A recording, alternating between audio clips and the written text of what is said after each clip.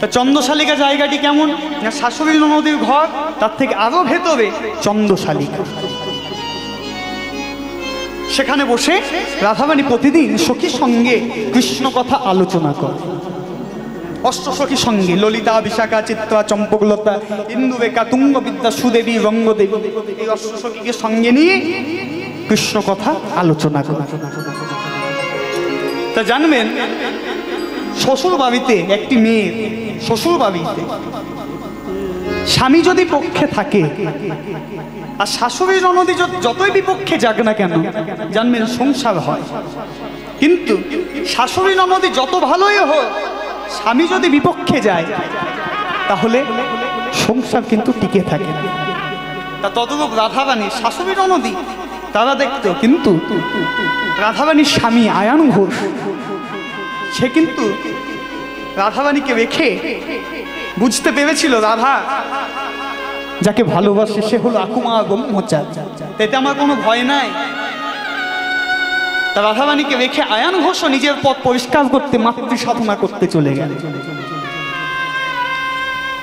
আর সেই সুযোগে রাধারানী কি করে না, সখীর সঙ্গে চন্দ্রশালিকায় বসে প্রতিদিন কৃষ্ণ কথা আলোচনা করে। সখীদিকে সাথে কৃষ্ণ কথা আলোচনা করে। আবার কখনো এমনও হয় রাধারানী সখীদিকে বলে, সখী তবে একটু কৃষ্ণ কথা বল, আমি একটু শুনি। কিন্তু আজকে কি হয়েছে জানে, আজকে রাধারানী যেন আনমনা হয়ে বসে আছে, মুখে কোনো কথা নাই, কোনো কথা নাই, চুপ, মাথা নিচু করে বসে আছে। তা সখীগণ দেখে ললিতা গায়ে হাত দিয়ে বলছে, রাধে ও রাধে। এত সখী থাকতে ললিতায় গায়ে হাত দিল কেন? জানবেন ললিতা হলো মরম সখী, রায় পিয়া, যার জন্য সবসময় যখন তখন রাধারানীর গায়ে হাত দেওয়ার অধিকার, রাধারানীকে যে কোনো কথা বলবার অধিকার একমাত্র ললিতার আছে। তাই ললিতা গায়ে হাত রেখে বলছে, রাধে। রাধারানী মুখটি তুলে বলছে, সখী কিছু বলবি? বলে, হ্যাঁ। কি ভাবছো? মুখে কোনো কথা নাই, প্রতিদিন কৃষ্ণ কথা বল, আমরা শুনি, কিন্তু আজকে কৃষ্ণ কথা বলছো না। হ্যাঁ, আবার এমনও তো হয় আমাদেরকে বলো, সখী তবে কৃষ্ণ কথা বল, আমি শুনবো, কিন্তু আমাদেরকেও তো বলতে বলছো না। কি হয়েছে, কি ভাবছো? তখন রাধারানী ললিতাকে কথা শুনে ললিতার দিকে তাকিয়ে বলছে, ললিতা আচ্ছা বলতো ললিতা, ভালোবাসা কি দোষ? ভালোবাসা কি অন্যায়? ভালোবাসা কি অপরাধ? বলছে, না তা তো নয়। এমন কেন বলছো? তাহলে ললিতা, তা যদি না হয় তাহলে আমার বধূ কৃষ্ণকে এই ব্রজমণ্ডলের মধ্যে কম বেশি সবাই ভালোবাসে, কিন্তু কই কারো তো কোনো কলঙ্ক নাই, কারো তো কোনো দোষ নাই, কিন্তু যত দোষ কি আমার, যত কলঙ্ক আমার। তাহলে সখী আমার কি কপাল বন্ধ? হ্যাঁ, আমার কি কপালের দোষ? এই রাধারানী কেঁদে কেঁদে সখীগণের কাছে কথাগুলি বলছে। আর এই কথাগুলি পাশ থেকে যেন লীলা দ্রষ্টা বৈষ্ণব মহাজন পদকর্তা তিনি পদ রচনা করে জানালেন। কি লিখলেন? নন্দের নন্দন শনে দোষী নহে কোন জনে। নন্দের নন্দন শনে দোষী নহে কোন জনে। নন্দের নন্দন শনে তারা দোষী নহে কোন জনে। নন্দের নন্দন শনে বসিল হে কোন জনে। এই গোকুলেতে আছে হেন নারী, আমার মতো গোকুলে কে আছে হেন নারী। আমার মতো আইহাম অভাগিনী হইনু কৃষ্ণ কলঙ্কিনী। হায় হাম অভাগিনী হইল কৃষ্ণ কলঙ্কিনী। সখী হাই হাম অভাগিনী হইনু কৃষ্ণ কলঙ্কিনী। হায় হায়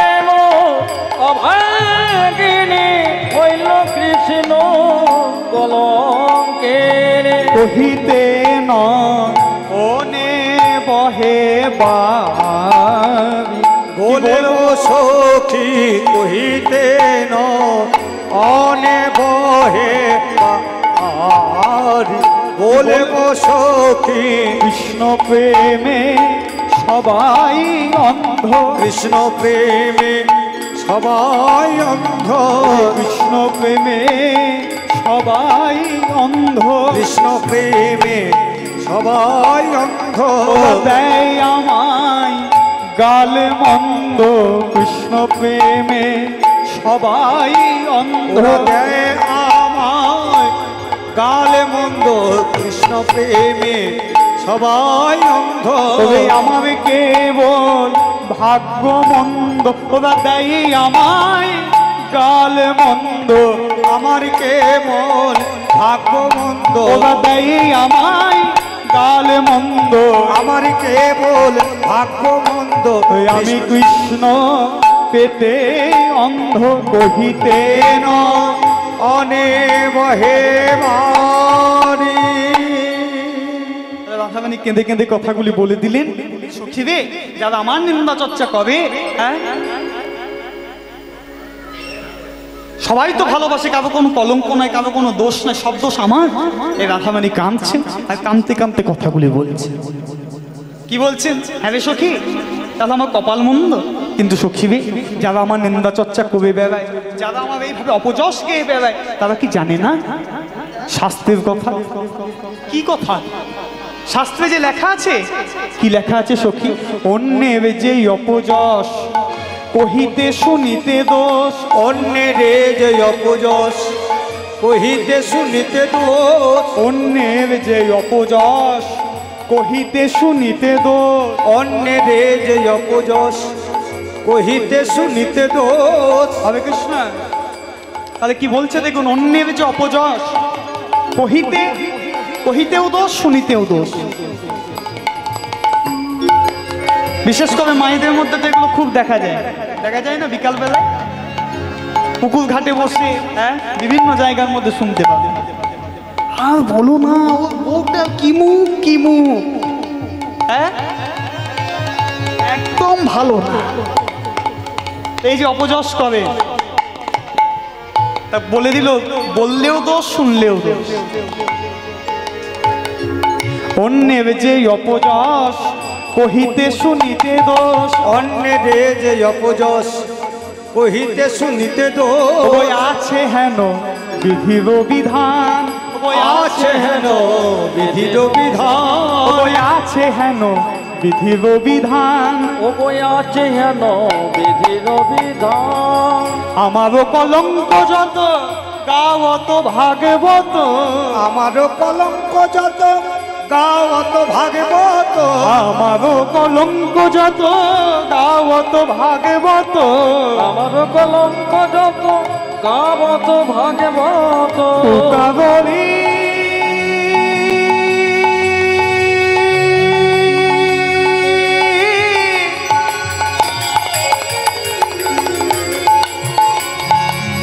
বেদাদি পুরাণ, তুকাবলি বেদাদি পুরাণ।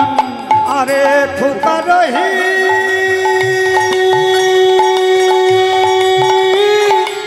বেদাদি পুরাণ। থুকা রহি বেদাদি পুরাণ।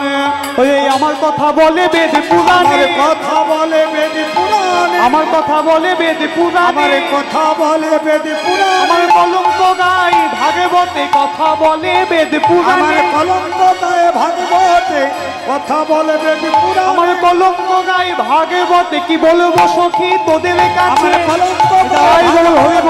বলবো কি তোদের আমার কলঙ্ক গায়ে ভাগবতে। বলবো কি তোদের কাছে। আমার কথা বলে বেদ পুরাণে, আমার কথা বলে বেদ পুরাণে। ফুকা রহি বেদাদি পুরাণ। আরে ফুকা রহি বেদাদি পুরাণ।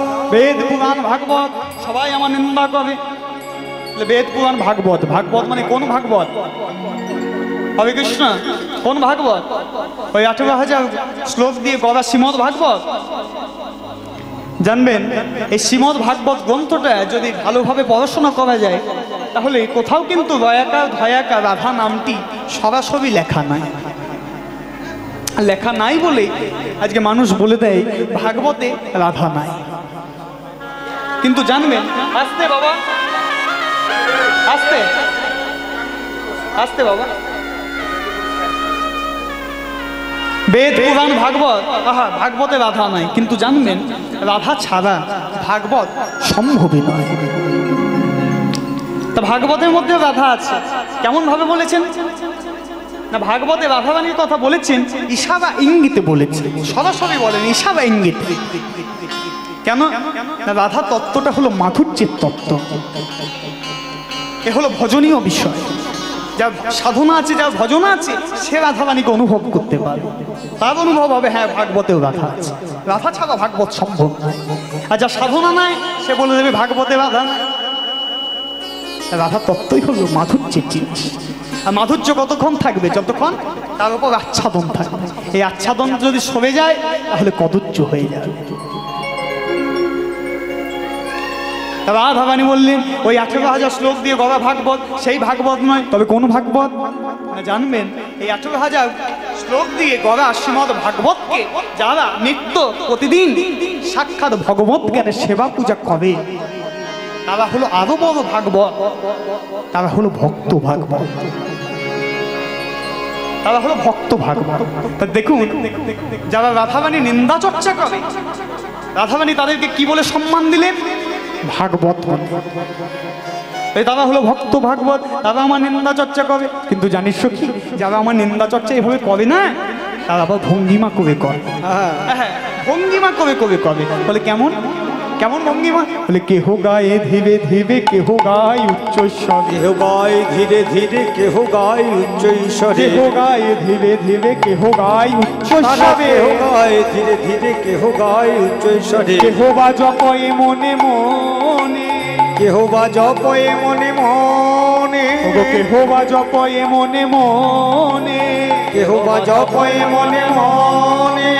এমনও শুনেছ কোথায় আমারও কলঙ্কের কথা, এমনও শুনেছ কোথায় আমারও কলঙ্কের কথা, এমনও শুনেছ কোথায় আমারও কলঙ্কের আরে কথা, এমনও শুনেছ কোথাও আমারও কলঙ্কের কথা। গুরুদায় সেবকের কানে, গুরুদেয় সেবকের কানে, গুরুদায় সেবকের কানে, গুরুদেয় সেবকের কানে, বলে দেয় কানে তারা কানে, বলে দেয় কানে কানে, বলে দেয় কানে কানে, বলে দেয় কানে কানে। তোমরা জপ করো রাত্রি দিনে, বলে দেয় কানে কানে, জপ করো রাত্রি দিনে, বলে দেয় কানে কানে, তোমরা জপ করো রাত্রি দিনে, বলে দেয় কানে কানে। জপ করো রাত্রি দিনে, রাধা কৃষ্ণ কলঙ্কিনী, জপ করো রাত্রি তাই গো হরি বল।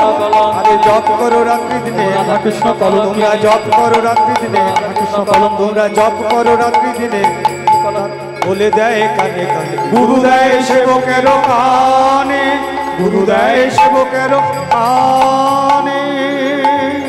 গুরু দেয় সেবকের কানে। কখন দেয়? হরে কৃষ্ণ। গুরুদেব কখন দেয়? দীক্ষা মন্ত্রে। ওই যে দীক্ষা মন্ত্রে নাই। তাহলে দীক্ষা করতে শিক্ষা, ওই যে শিক্ষা মন্ত্রেও নাই। কোথায় আছে? গায়ত্রী মন্ত্রে আছে। গায়ত্রী মন্ত্রে গুরুদেব বলে দেয় রাধা কৃষ্ণ কলঙ্কিনী। যার জন্য দেখবেন শিষ্য গায়ত্রী মন্ত্র নিতে গেলে বারবার গুরুদেবকে বলে, গুরুদেব এবার গায়ত্রী মন্ত্র দিন, এবার গায়ত্রী দিন। কিন্তু সদ্গুরু যদি হয় কি করে? বারবার ফেরত পাঠিয়ে দেয়, না বাবা এখনো সময় হয়নি, পারবেন, ফিরে যান।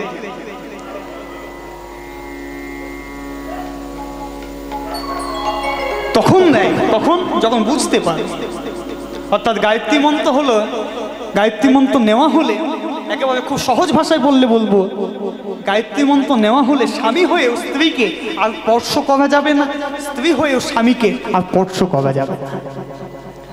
অর্থাৎ পায়ে গায়ত্রী মন্ত্র নিতে গেলেই গুরুদেব ওই ভগবানের সামনে বসিয়ে কথা নিয়ে নেয় যে ভগবানের চরণ ধরে বলো কথা দাও যে আমি স্বামী হয়েও কথা দিলাম কোনোদিন স্ত্রীকে আর স্পর্শ করবো না, আর স্ত্রী হয়ে তুমিও কথা দাও স্বামীকে কোনোদিন স্পর্শ করবো না। তাহলে যদি কখনো স্পর্শ করতে ইচ্ছা যায়, জড়িয়ে ধরতেও ইচ্ছা যায়, ওই গিরিধর গোপীনাথকে জড়িয়ে ধরবো।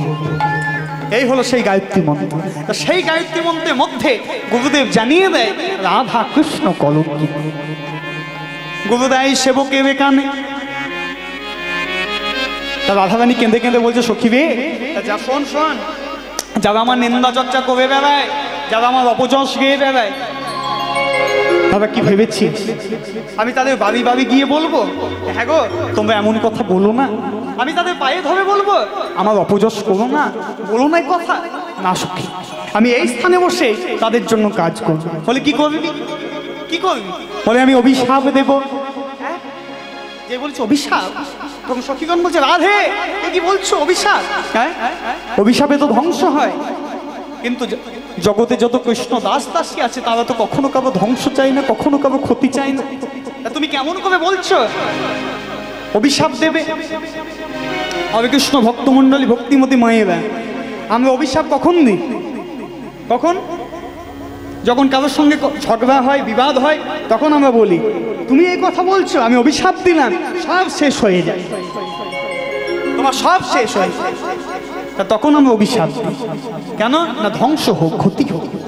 তা রাধে যারা কৃষ্ণ পদ দাস দাসী তারা তো কখনো কারো ক্ষতি চায় না, ধ্বংস চায় না। তা তুমি কি করে বলছো এ কথা? তাই বলি রাধে তুমি দেখতে সুন্দর, হ্যাঁ তোমার বাইরেটা খুব ভালো, কিন্তু তোমার অন্তর ভেতরটা ভালো নয়, মনটা খুব ছোট সংকীর্ণ মন, যার জন্য তো বলছো অভিশাপ দেবে। তখন রাধারানী বলি সখী রে, এতক্ষণ তো আমি অভিশাপ দেব বলেছিলাম, এবার বলছি অভিশাপ দেবই। যেই বলেছে দেবই, একটা হর্ষযোগ্য হয়েছে। জানবেন এই যে দেব আর দেবই হর্ষযোগ্য মানে আবার তীব্রতর, মানে আমরা যদি কোথাও যাবো বলে বসে থাকি যাওয়া হয় না, হয় কি? যাবো যাবো করলে দেখবেন যাওয়া হয় না, এই যাবই যাবই যাবই বলে যখন বাড়ি থেকে বেরিয়ে যাওয়া হয় তখন দেখবেন যাওয়া হয়ে যায়। তা তদ্রূপ রাধারানী বলছিল অভিশাপ দেবো, এবার বলছে দেবই। যে বলছে দেবই তখন সখীগণ বলছে বেশ তাহলে দাও। যে বলেছে দাও, অমনি রাধারানী শ্রীমুখে অভিশাপের কথা ব্যক্ত করলেন। আমার কথা বলবে যারা আমার মতো হবে তারা, আমার কথা বলবে যারা আমার মতো হবে তারা, আমার কথা বলবে যারা, বলবে যারা, গাইবে যারা, শুনবে যারা, আমার মতো হবে তারা। আমার কথা বলবে যারা আমার মতো হবে তারা। দেখবে এই কথাটা আমরাও জগতে বলে থাকি। আমরা যখন কোনো বিপদের মধ্যে থাকি, দুঃখ কষ্টের মধ্যে থাকি, আমাদেরকে কেউ সান্ত্বনা দিলে আমরা তখন বলি তুমি কি করে বুঝবে আমার দুঃখ?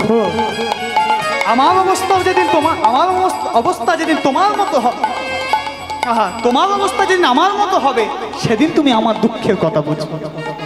বলি না যে আমার মতো হলে তবে তো বুঝবে আমার কি কষ্ট। রাধারানী সেই কথাই বলতে চাইলো, যারা আমার নিন্দা চর্চা করে তারা আমার মতো হোক, তাহলে বুঝবে আমার দুঃখ। আমার কথা বলবে যারা, বলবে যারা, গাইবে যারা, শুনবে যারা, আমার মতো হবে তারা। আমার কথা বলবে যারা আমার মতো হবে তারা। বসিয়া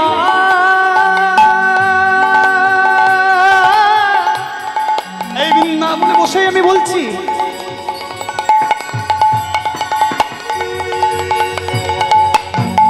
কহিলাম বৃন্দাবনে, বসিয়া কহিলাম বৃন্দাবনে, বসিয়া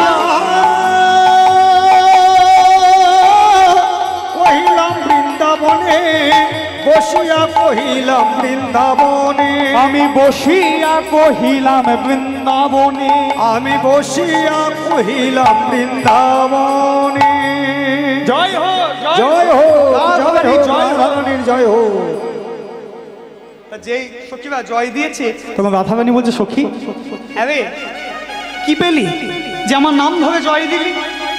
আমি যখন বললাম অভিশাপ দেব তখন তোরাই আমার নিন্দা করলি, তোরা আমার অপযশ গাইলি, হ্যাঁ, যে আমার মন ভালো নয়, আমি দেখতে সুন্দর কিন্তু আমার ভেতরটা ভালো নয়, সংকীর্ণ মন, যার জন্য আমি বলছি অভিশাপ দেব।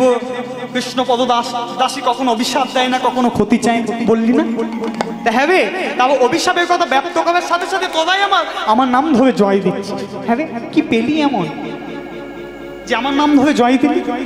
তখন সখীগণ বোঝে, রাধে হ্যাঁ, এই কথাটা তোমাকে কেমন ভাবে বোঝায়? হ্যাঁ, তাহলে এইভাবে বলি।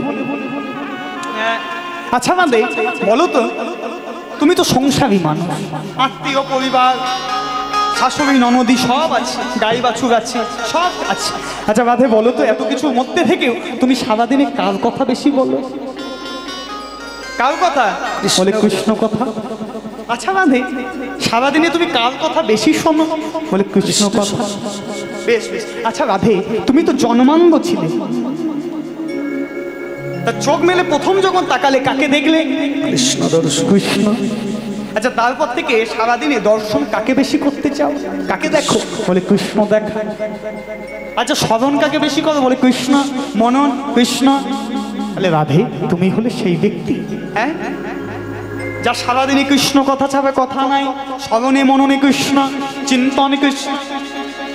তাহলে তুমি হচ্ছ সেই ব্যক্তি যে অভিশাপ দিচ্ছ আমার কথা বলবে যারা আমার মতো হবে তারা। তাহলে রাধে, প্রত্যেকে যদি তোমার মতো হয় তাহলে কৃষ্ণ কৃষ্ণ বলবে ওরা, কৃষ্ণ কৃষ্ণ বলবে ওরা, কৃষ্ণ কৃষ্ণ বলবে ওরা, কৃষ্ণ কৃষ্ণ বলবে কৃষ্ণ ওরা, সুখে হবে আত্মহারা, কৃষ্ণ কৃষ্ণ বলবে কৃষ্ণ ওরা, সুখে হবে আত্মহারা, কৃষ্ণ কৃষ্ণ বলবে ওরা, কৃষ্ণ সুখে হবে আত্মহারা, তোমার কথা বলবে যারা। কৃষ্ণ সুখে হবে আত্মহারা, তোমার কথা বলবে কৃষ্ণ যারা। সুখে হবে আত্মহারা, কৃষ্ণ কৃষ্ণ বলবে ওরা। বসিয়া কহিলাম বৃন্দাবনে, আমি বসিয়া কহিলাম বৃন্দাবনে, বসুরামানন্দ দুঃখে বচন না সবে মুখে, ধারা বহে যুগল নয়নে, ধারা বহে যুগল নয়নে।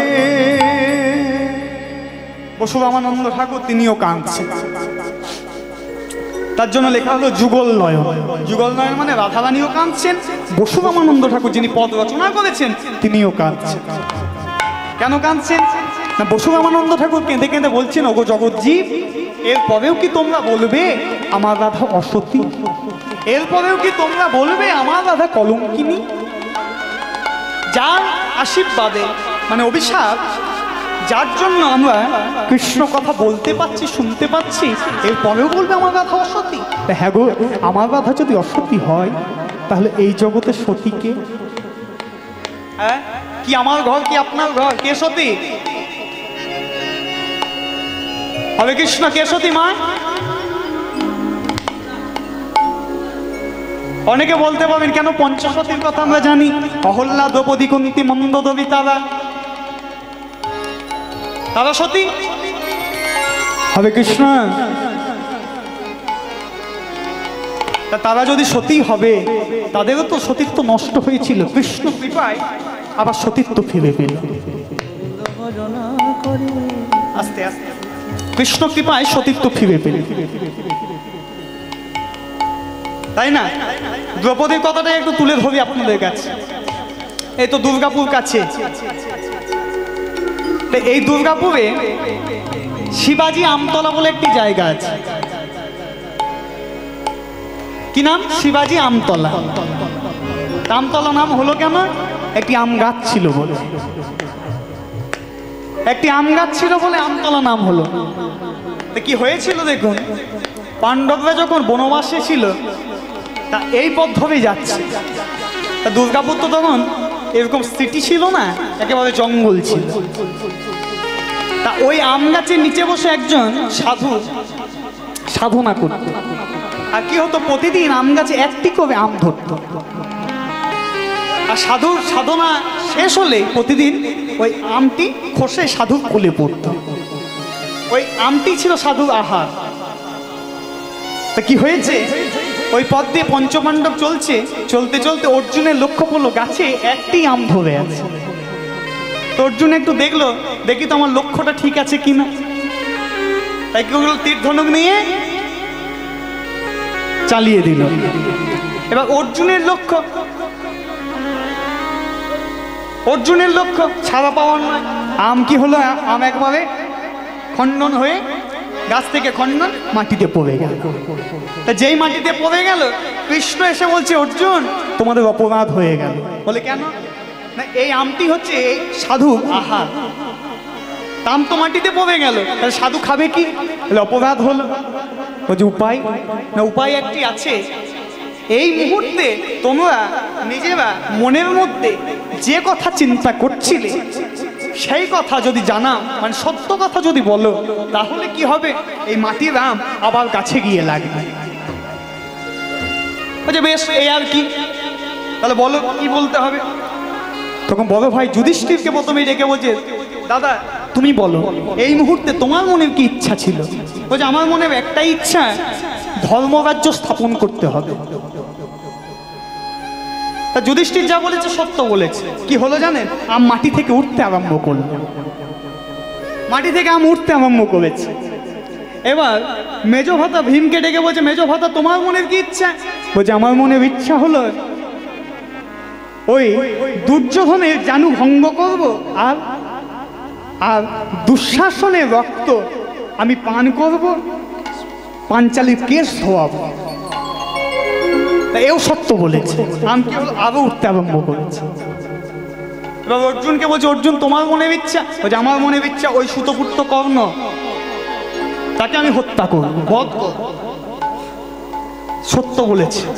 আরো উঠতে আরম্ভ করেছে। এবার নকুল সহদেবকে একসাথে ডেকে বলে, নকুল সহদেব তোমাদের মনের কি ইচ্ছা? বলছে আমাদের মনের ইচ্ছা হলো আমরা জন্মে জন্মে এই তিন ভাইকে, তিন দাদাকে যেন আমরা দাদা হিসাবে পাই। এও সত্য বলেছে। আম একেবারে উঠে গাছে লাগবো হয়ে গেছে। এবার দ্রৌপদীকে ডেকে বলছে, কৃষ্ণা তোমার মনের কি ইচ্ছা? বলছে আমার মনের ইচ্ছা আমি এই পঞ্চস্বামীর সেবা করতে চাই। যেই বলেছে পঞ্চস্বামীর সেবা করতে হবে, ধন্য হতে চায়, অমনি যে আম গাছে লাগবো সেই আম একেবারে মাটিতে এসে পড়ে গেল। কেন না, দ্রৌপদী যা বলেছে তাহা মিথ্যা কথা বলেছে। অর্থাৎ সেই মুহূর্তে দ্রৌপদীর মনে একটা ভাবনা এসেছিল যে এত কষ্টের থেকে যদি সুতপুত্র কর্ণকে বিবাহ করতাম তাহলে এত কষ্ট পেতে হতো না। এই যে ভাবনাটা এসেছে, তাতেই তার সতীত্ব নষ্ট হয়ে গেল। বুঝতে পারছেন? তাতেই সতীত্ব নষ্ট হয়েছে। কৃষ্ণ কৃপায় আবার সতীত্ব ফিরে পেল। তাহলে এরকম প্রত্যেকেরই সতীত্ব নষ্ট হয়েছিল, কৃষ্ণ কৃপায় প্রত্যেকে সতীত্ব ফিরে পেল। তাহলে কে সতী? জগৎ হবে কৃষ্ণ। অনেকক্ষণ একইভাবে কীর্তন হচ্ছে, একটু উপবাসের কথা বলি। হ্যাঁ, জানবেন পঞ্চস্বামী নিয়েও দ্রৌপদী কিন্তু ঘর করেছে, সংসার হয়েছে, সন্তান সন্ততি হয়েছে। কিন্তু জগতে কিন্তু দুটো স্ত্রী নিয়ে ঘর করা খুব মুশকিল, তাই না? স্ত্রী যদি দুটো হয় তাহলে কিন্তু ঘর করা খুব মুশকিল। যখন একটা দৃষ্টান্তের কথা বলি, এক কাঠুরিয়ার গল্প আপনারা সকলেই জানেন। কি হয়েছিল? কাঠুরিয়া বনে কাঠ কাটতে গেছে, তা কাঠ কাটতে কাটতে তার কুবুলটি জলে পড়ে গেছে। তা কাঠুরিয়া খুব কাঁদছে। তা কাঠুরিয়াকে কাঁদতে দেখে জলদেবী জল থেকে উঠে কাঠুরিয়াকে বলছে, কাঠুরিয়া কাঁদছো কেন? বলছে, জলদেবী কি আর বলবো, আমার কুবুলটি জলে পড়ে গেছে, আমার তো জীবিকা ওটাই, কুবুলই তো আমার জীবিকা চালায়, ঘর চালায়, সংসার চালায়, তা সেটাই জলে পড়ে গেল, তাহলে আমি কাঁদছি তার জন্য। বলছে আচ্ছা, তাহলে দেখো তো কাঠুরিয়া, এটা তোমার কুবুল কিনা? এই বলে একটা সোনার কুবুল তুলেছে, দেখো এটা তোমার? বলছে না, এটা আমার না। আচ্ছা, আবার একটা রূপোর কুবুল তুলেছে, এটা তোমার? বলছে না, এটাও আমার না। এবার কাঠুরিয়ার যেটা কুবুল সেটা তুলে দেখিয়ে বলছে, দেখো তো এটা তোমার কিনা? বলছে হ্যাঁ, এটাই আমার। এই বলছে হ্যাঁ, এটাই আমার। জলদেবী তখন বললেন, কাঠুরিয়া তোমার সততা দেখে আমি খুব খুশি হয়েছি, যাও তোমাকে এই 3টি কুবুলই আমি দিলাম। এই বলে 3টি কুবুল দিয়ে কাঠুরিয়া বাড়ি চলে এলো, কুবুল নিয়ে বাড়ি এলো। এবার সোনার কুবুল রূপোর কুবুল ধরে কি হয় বাড়িতে? সংসারের উন্নতি হয়েছে, হ্যাঁ, আর্থিক উন্নতি, সব দিক থেকেই উন্নতি।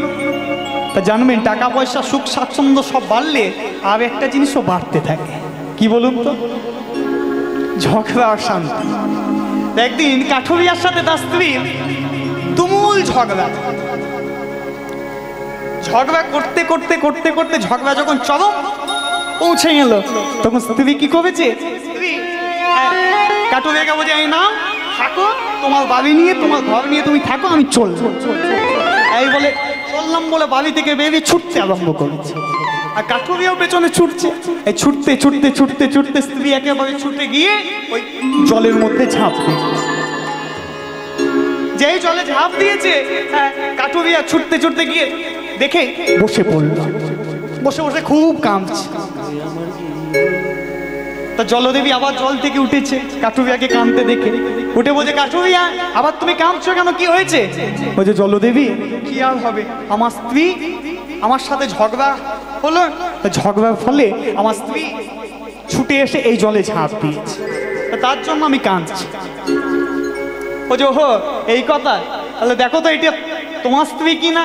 এই বলে একটা অপূর্ব সুন্দরী, অপূর্ব যুবতী রমণীকে তুলে দেখিয়ে বলছে, দেখো তো এটা তোমার কিনা। হ্যাঁ গো, এইটাই আমার। যেই বলেছে এটি আমার, তখন জলদেবী বলছে, কাঠুরিয়া সেদিন তোমার সততা দেখে তোমাকে 3টি কুড়ুল আমি দিয়ে দিলাম, কিন্তু আজকে তোমার সততা কোথায় গেল? হ্যাঁ কাঠুরিয়া, একটা যুবতী মেয়ে রূপ দেখে তুমি সব ভুলে গেলে, হ্যাঁ বলে দিলে এটি তোমার স্ত্রী। তখন কাঠুরিয়া চুপ থাকতে থাকতে বলছে, জলদেবী আমি কিচ্ছু ভুলিনি, তবে কি জানেন আমি কেন বললাম? বলছি কেন না, সেদিন ওই একটি একটি করে কুবুল দেখিয়ে শেষে 3টি কুবুলই আমাকে দিয়েছিলেন। তা আজকেও যদি ওই একটি একটি করে দেখিয়ে শেষে সন্তুষ্ট হয়ে 3টিকেই আমার সাথে পাঠিয়ে দেন, তাহলে একটার জ্বালায় তো আমি জ্বলে মরছিলাম, 3টে যদি সাথে যায় তাহলে বাড়িতে আমারই আর জায়গা হবে না। হরে কৃষ্ণ। তাহলে স্ত্রী কিন্তু অধিক হলে সংসার হবে না। আসলে এটা কোনো দোষ নয়, এটা উপরস করে বলা হলো। আসল ব্যাপার হলো, মেয়েরা স্বামীদের এতটাই ভালোবাসে, যার ভাগ তারা দ্বিতীয় কাউকে দিতে চায়। বোঝাতে পারলেন? হরে কৃষ্ণ। এদিকে ফিরে আসে বসুরাম আনন্দ ঠাকুর কেঁদে কেঁদে বলছেন, হ্যাঁ গো, তাহলে রাধা যদি অসতী হয় জগতে সতীকে, বসুরামানন্দ দুঃখে বচন না সবে মুখে ধারা বহে যুগল নয়নে। তাই যুগল নয়নে কাঁদছে, জল পড়ছে, কাঁদছে, চোখ দিয়ে জল পড়ছে, খুব কাঁদছে। সত্যি ভক্তমণ্ডলী, কে সত্যি? ত্রিভুবনের অতুলনীয় অনন্যা দায়িনী হলো রাধা। তা সে যদি সতী না হয় তাহলে জগতে সতীকে। তা রাধারানীও কাঁদছেন, বসুরামানন্দ ঠাকুরও কাঁদছেন।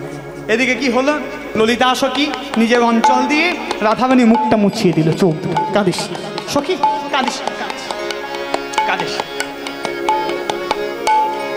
আচ্ছা সখী, এবার আমি তোর কাছে একটা কথা জানতে চাই। আচ্ছা বলতো, যাকে ভালোবেসে কলঙ্কের কালি গায়ে মাগলে, যাকে ভালোবেসে কলঙ্কের ডালি মাথায় নিলে, সে বধূ কৃষ্ণের কি কোনো দোষ নাই?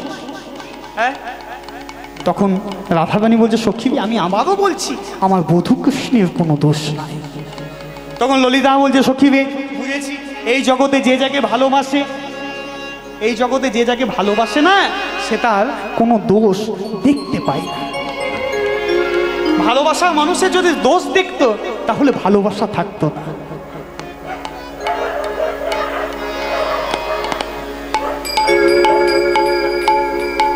ভালোবাসার মানুষের যদি দোষ খুঁজে বের হতো, দেখা হতো, তাহলে ভালোবাসা থাকে না। বুঝেছি। এই জায়গায় দাঁড়িয়ে আমার একটু অভিজ্ঞতার কথা বলি।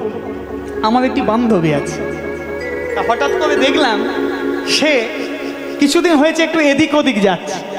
হ্যাঁ রে কি হয়েছে? বলছি কিছু একটা হয়েছে, তোকে পরে বলবো। বেশ তাই হবে। এই বলে 5 থেকে 7 দিন যখন পেরিয়ে গেল আমি বুঝতে পারলাম।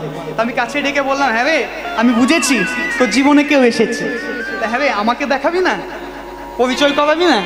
বলছে হ্যাঁ করবো, করাবো, চল। এই বলে একদিন নিয়ে গেল, তা কথাবার্তা সব হলো, দেখা সাক্ষাৎ। এবার যখন ফিরে আসছি দুইজনে, তা ফিরে আসতে আসতে আমাকে জিজ্ঞাসা করছে, হ্যাঁ রে কেমন দেখলি? আমি বললাম, শোন, আমাকে যখন জিজ্ঞাসা করেছি তাহলে সত্য করে বলি, কথাবার্তা ভালো, ভালো ব্যবহারও ভালো, সব ভালো, কিন্তু কি জানিস গায়ের রংটা না খুব কালো। তা গায়ের রং কালো বলে আমার কিন্তু ভালো লাগে।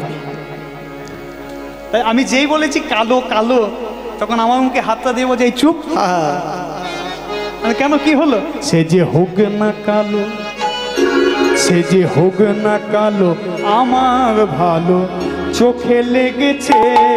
সে যে হোক না কালো, আমার ভালো চোখে লেগেছে।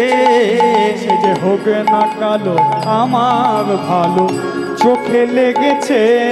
সে যে হোক না কালো, আমার ভালো চোখে লেগেছে। বট গাছের আঠার মতো, বট গাছের, ওই বট গাছের আঠার মতো জড়িয়ে ধরেছে। সে যে হোক না কালো, আমার ভালো চোখে লেগেছে। ওই বট গাছেরই আঠার মতো জড়িয়ে ধরেছে। হোক না কালো, আমার ভালো চোখে লেগেছে। হোক না কালো,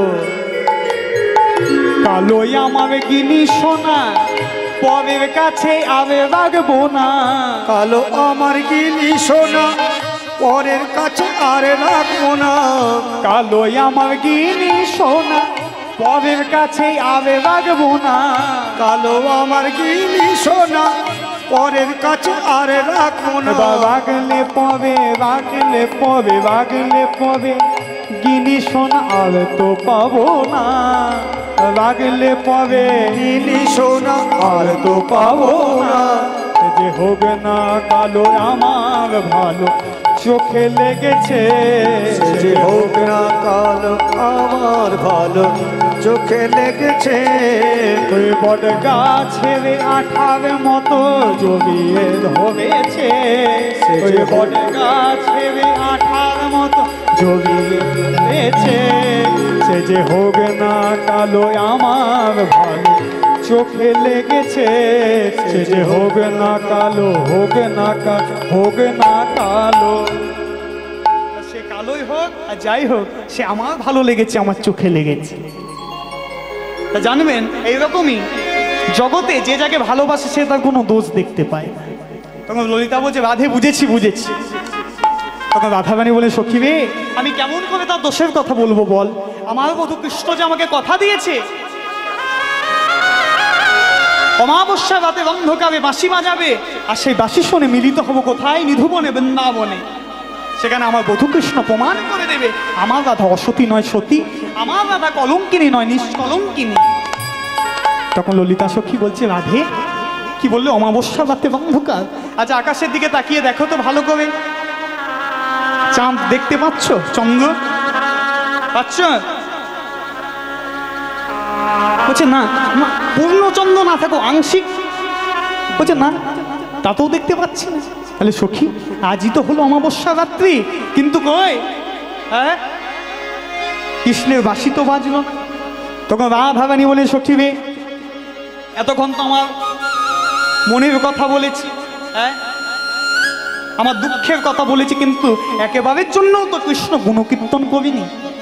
তাই সখী, একবার কৃষ্ণ গুণকীর্তন করি। তাকে ডাকলে না ডাকলে, কৃষ্ণ গুণকীর্তন না করলে, তাকে না ডাকলে কি আর তার কৃপা হয় সখী? আয় আয়। তা জানবেন ভক্তমণ্ডলী, ভক্তিমতী মায়েরা, ভগবানকে না ডাকলে তার কিন্তু কৃপা হয় না। কৃপা করেই আছে, কিন্তু ডাকতে হবে, ডাকলে কৃপা অনুভব হবে। যেমন ছোট্ট একটা দৃষ্টান্তের কথা তুলে ধরি। দুঃশাসন যখন দ্রৌপদীর মাথা চুল ধরে টেনে আনছিল, কৃষ্ণ চাইলেই বাঁচাতে পারত, বাঁচাতে পারত? এসেছিল? আসেনি। তারপরে যখন বস্ত্র হরণ করছে, দ্রৌপদী দেখছে পঞ্চস্বামী অসহায়, তখন কি করলো? তখন কৃষ্ণকে ডাকলো। যেই কৃষ্ণকে ডেকেছে অমনি কৃষ্ণের কৃপা হলো, অমনি কৃষ্ণের কৃপা হলো। তা তদ্রূপ কৃষ্ণকে না ডাকলে কিন্তু তার কৃপা হয় না। তাই চলুন সবাই মিলে কৃষ্ণ গুণকীর্তন করবো। এই সুযোগে আমরা বলবো গোবিন্দ মাধব গিরিধারী, জয় জয় গোবিন্দ মাধব গিরিধারী, জয় জয় গোবিন্দ মাধব গিরিধারী, জয় জয় গোবিন্দ মাধব গিরিধারী, জয় জয় গোবিন্দ মাধব গিরিধারী। জয় জয় গোবিন্দ মাধব গিরিধারী। কি বলছো রাধে? গোবিন্দ মাধব গিরিধারী? আরে বলিস না, এবার আমরা বলবো, তুমি চুপ করো, আমরা বলবো। তুমি যাকে বলছো গোবিন্দ মাধব গিরিধারী, সেই গিরিধারী অন্য কেউ নয়, জানো সে কে? সে যে রাধার মন তুমি বংশীধারী, সে রাধার মন তুমি বংশীধারী, জয় জয় রাধার মন তুমি বংশীধারী, জয় জয় রাধার মন তুমি বংশীধারী, গোবিন্দ মাধব গিরিধারী, গোবিন্দ মাধব গিরিধারী। জয় জয় গোবিন্দ মাধব গিরিধারী, জয় জয় গোবিন্দ মাধব গিরিধারী। জয় জয়